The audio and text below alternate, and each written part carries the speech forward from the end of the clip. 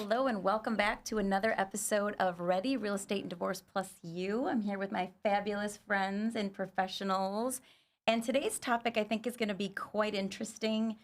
You know, getting out of one relationship, you might be considering a new relationship, which brings up a lot of questions. A lot we've talked about. We've talked about dating already. We've talked about some other situational things, but now I think today we need to address, when do you introduce your kids to this new significant other? I know holidays are coming up and people might be feeling like holiday spirit and they want to go to Bronner's together and be all cute, but you know, what's appropriate? Oh, I took the kids to Bronner's yesterday. I haven't been since I was a little kid. I love it. I want to go. I thought we beat the holiday rush. No.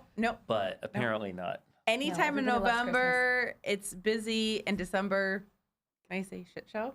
Yeah. Can I say shit show? I think you can. It's awesome. Oh, If not, crazy. they'll just bleep crazy. you out. Yeah, the worst is having to wait for personalized stockings and all that. Oh man, I think Ken had to stand in line one year, and you were in line for 45 minutes. I had to go feed the kids. We were dying.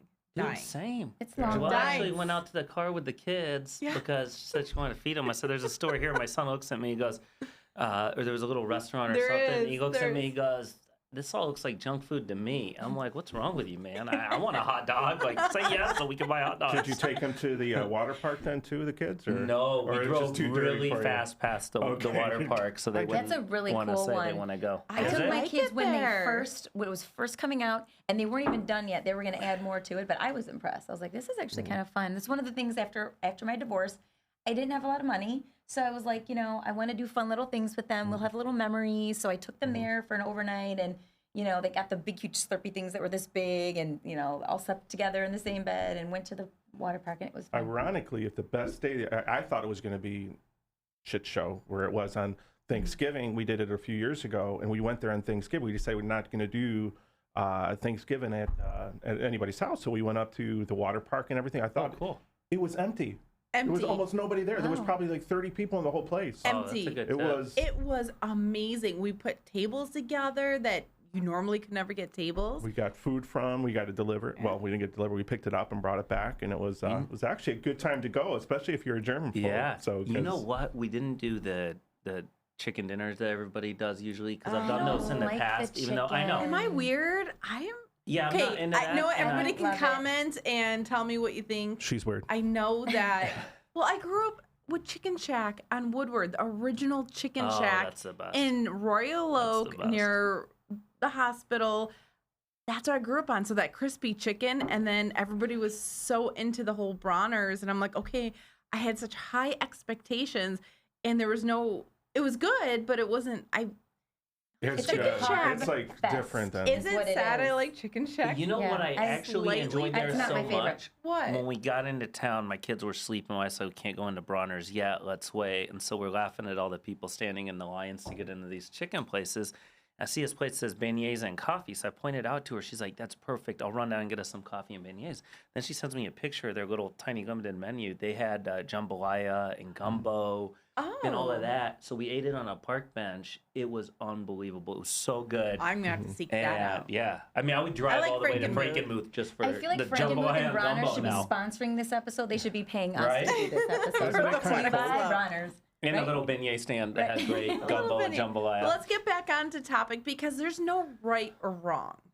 I know when we're No talking legal right and wrong. No well, legal there could be. right. There could be. Right. There could be though. Okay, so let's dive into I know. more of apparently, that. I was the buzzkill. I know. No, could no, be no. Wrong, but yeah. But this is challenging. Like, let's go over the rules first, then we'll talk about our moral thoughts because I know there's going to be lots of different opinions on it. There, probably. there is, and I would have to say each situation needs to be different, 100%, viewed it is. differently.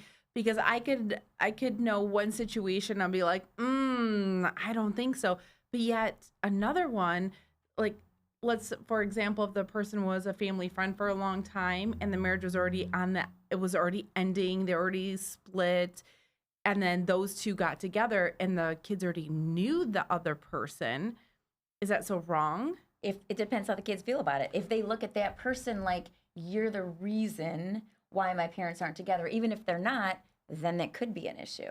And I think, too, if it's a vindictive, it's a rough breakup, I think that gives more credence to trying to give space.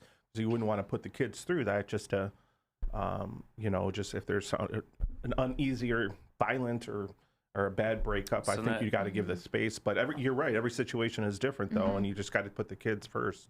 The kids, emotional and spiritual. There could be an well-being agreement. ahead of everything. There in my could be a opinion. court order preventing you from doing it, or preventing you from doing it for a certain period of time. Can they do that? There could be either upon consent, or a judge could order it. Now, judges don't really get involved with that much anymore, but it could be if the person has, depending on what the person's potentially moral character, has a person done anything to harm your children in the past or harm other children in the past, or is the person could be if they have a criminal record of any sort that could be recent, and there's a whole bunch I of did different not even things think to look about a into. criminal record. Is the person currently, has the person driven drunk with children in the car? You don't know.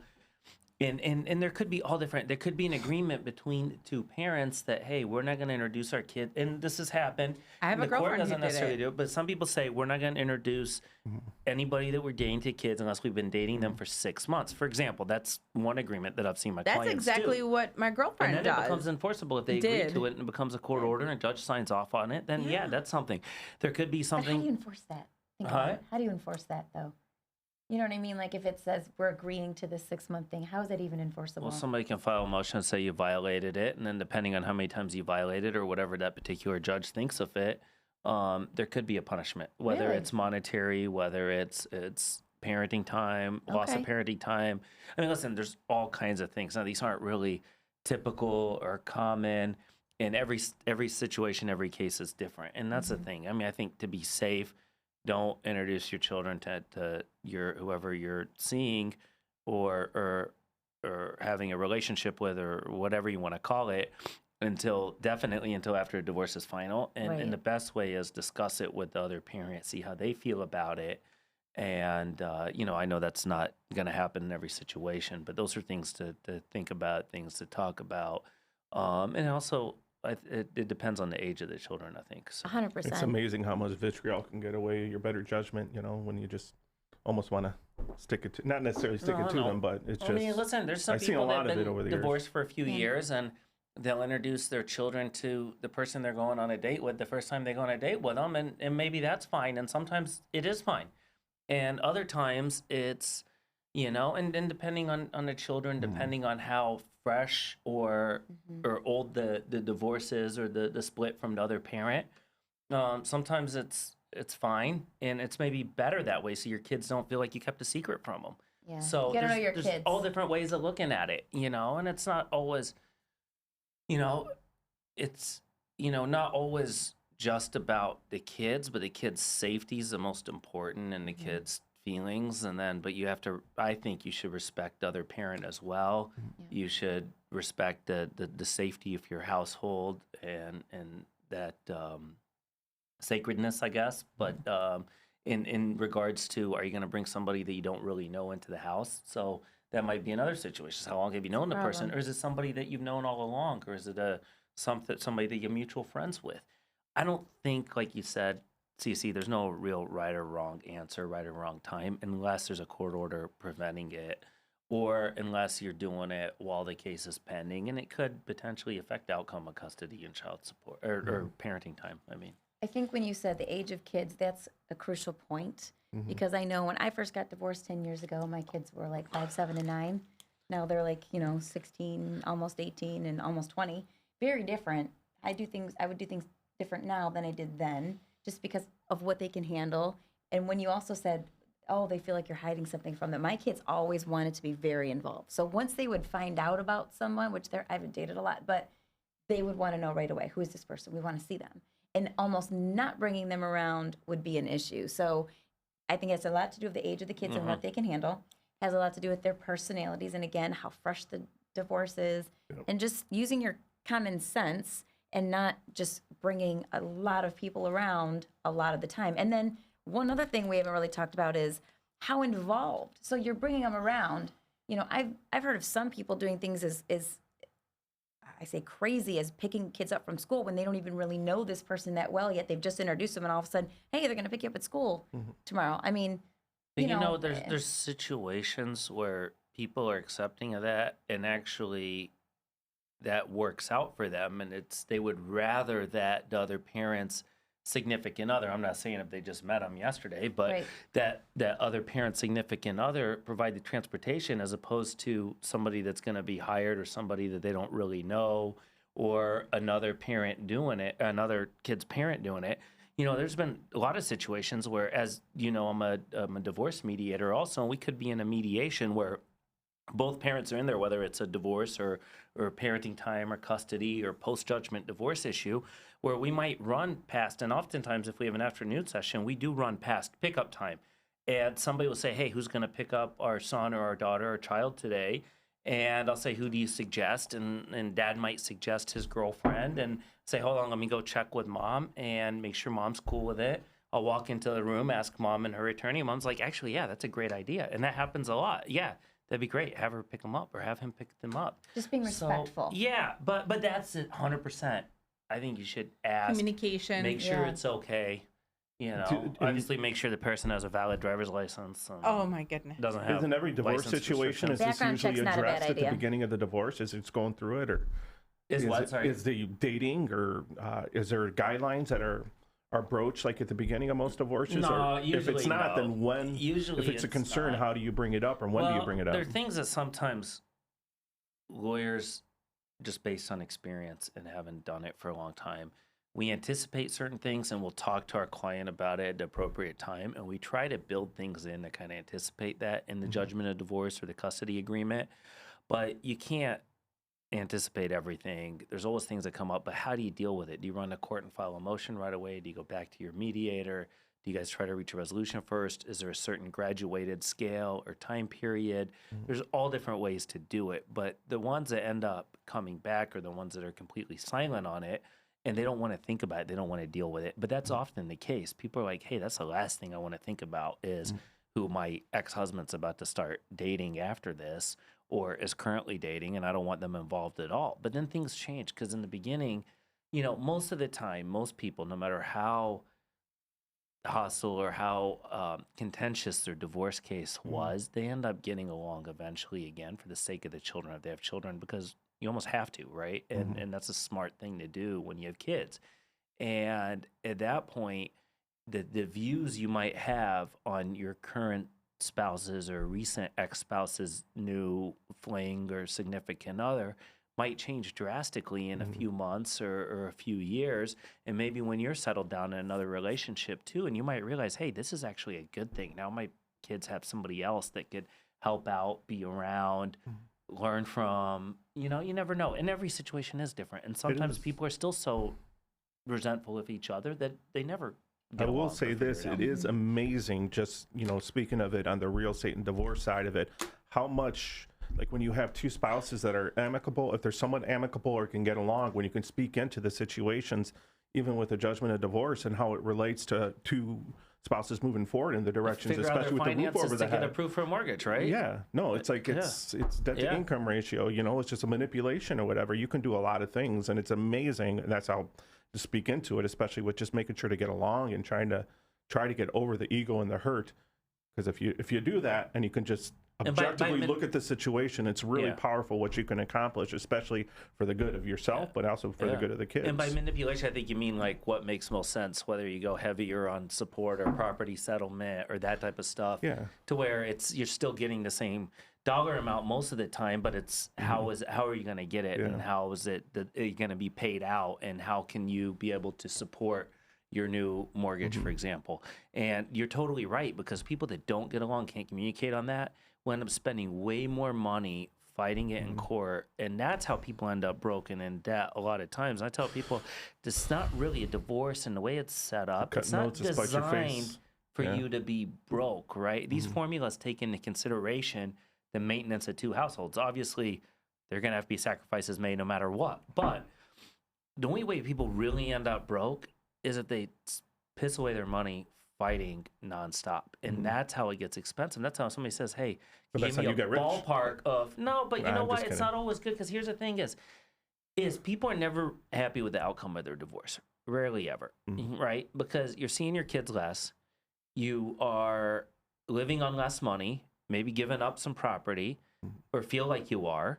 and you're paying somebody to make all that happen. So you're usually not happy about any of it all. I tell people I wish I was a wedding planner instead. People are at least happy when they're planning a wedding, but they aren't there. And then the thing is most of the time we're telling clients, hey, slow down. Don't spend your money on this. Like, listen, we could do this, this, and that, but I wouldn't necessarily recommend it. Why don't you try to talk to the other person first? See what you could work out, or sleep on it. Wait a week, see what happens. Unless it's an emergency type of situation. But most of the time, that's better to do that, because it's just like when somebody says, hey, can you give me a ballpark of how much my case is going to cost? I have no clue, because it all depends. I mean, are you guys going to get along on certain things? Are you guys going to fight over silly little things? Is it something that we might think is silly, but you don't, and is important to you? And it's all relative at that point, and you can't even, and representing other lawyers, sometimes they don't think about it objectively the way they would to advise a client, and they're thinking about it, in a situation that could end up costing them way more, or not make sense, or not be logical. And it's tough to go through when emotions have a role in it, especially when you were, you loved somebody, or thought you did, or been in, or have kids with somebody. It's tough, even if it's not, That's why I think you got to find the right attorneys, or find the right people to lead you, and allow them to speak into the situations logically, because you have to overcome all that hurt and that pain, to sometimes make wise decisions. And a lot of times it's like, even talking with clients is, it's like, just send a text to them, it doesn't hurt. What is going to hurt? Like, don't even overthink it. It's not going to be easy. But I've had situations where they sent a text. I'm like, will you do this? And we've gotten people houses just as simple, and you're not giving up anything. And it's actually probably, you're cutting the umbilical cord between the two of you. And that's one thing. And then you're both able to get a house. So it's amazing how much that angst it'll get in the way of you making smart decisions. Sometimes too, it's the interference of, maybe as we were talking about, that significant other. Sometimes it helps, sometimes it hurts. Sometimes when your ex-spouse has somebody new to focus on, has something, they're not so concerned with what you're doing in your personal time anymore, and they kind of leave you alone. Other times, it's that new person that's egging them on to take you back to court, or to fight you about something, or to not do something. This has come up in several of my cases where the parents, it's a recommendation, or maybe even a court order for them to attend co-parent counseling together. But the new girlfriend, or the new boyfriend, or the new husband, or the new wife doesn't want the insecurities may get ahead of them and say, no, you don't need to do that. It's the what same is the thing point? In any given profession too, because I know it's like, especially when people are doing mortgage or real estate, they're always, you let people know what you do, and everybody becomes an expert in putting things in your ear. And 9 times out of 10, what they're telling people is completely, there's maybe 10% truth and 90% like. Everybody's situation is different. It doesn't mean don't talk to your friends and your family that you care about, or that could be there for you, because I think it's important to talk to people, but be careful who you talk to, what you say, and what you actually listen to, because everybody thinks they're giving you advice, and sometimes it may be helpful. And listen, there's times when a client asks me what to do. I'm like, listen, I can't advise you on that. Maybe go talk to a friend or family member that you want to talk to, and then think about it, and then come back and let me know. But if it's a situation where they're giving them legal advice and don't really know all the facts of their case, because they're only hearing bits and pieces of it, then something to be concerned about. But anyway. Yeah, it's definitely a hot topic. And me personally, I've been very blessed. I didn't have any issues. Like my kids, they have a great stepmom, never had a problem. I was very fortunate on that, because that was my biggest concern with little kids is, is this person going to be good to them? They're little, are they going to watch them? And, all those concerns you have, especially when you're used to having your kids all the time, and now you're letting them go for a weekend with somebody who you don't know very well. So I do think, we've already said it, being respectful is super important. And, and before we forget, we have your weigh-in, Ken. Oh, yeah. Oh, my gosh. I completely forgot. Yeah. So we'll have to do that at the end. And I will say that he's been, because I've been with him for a couple of, he's had some events where he's had agents at, and, we all had a glass of wine or something, and he had nothing. He's really stuck to that, like for 6 weeks? No alcohol, yeah. No alcohol for 6 weeks. Awesome. And I know you've been working at it really hard, so we're very you get supportive. that little bit. It's funny because I've been having dreams about drinking alcohol, but it's like, but I haven't had really any like huge inklings for All it. right. It hasn't translated into anything great yet. But after the holidays in January, I'm looking forward to our next guest. Or coming up with a personal trainer because Yeah. I definitely need to really integrate some more She'll stuff. whoop you into shape. All right, Yeah. well, step right up. Let's see. where we're Let's see at. where we're at. We support you no matter what. Oh, it's behind. Okay. Yep, it's back here. 241.2. That's better. Isn't that better? That's You're going in the right direction I'm going for in sure. the right direction. So But 40-some I pounds to definitely go. feel like I need to be doing more. But I'm also meeting with the homeopathy person on Thursday. We got to think about doing a show with them Anything or holistic, something. I'm on board Yeah. with. I love it all. No, I'm trying to definitely get more Who's holistic. the trainer that's moving coming forward. in? Chris Smith, owner and founder of Foundry 13. So they're currently in Beverly Hills, moving to Bloomfield Hills. So it should be great. But, I'm yeah. excited about that. All right, cool. Well, we'll Absolutely. see you guys and hopefully have her on next week. Yes. Take care, everybody. Bye. Take care. Bye.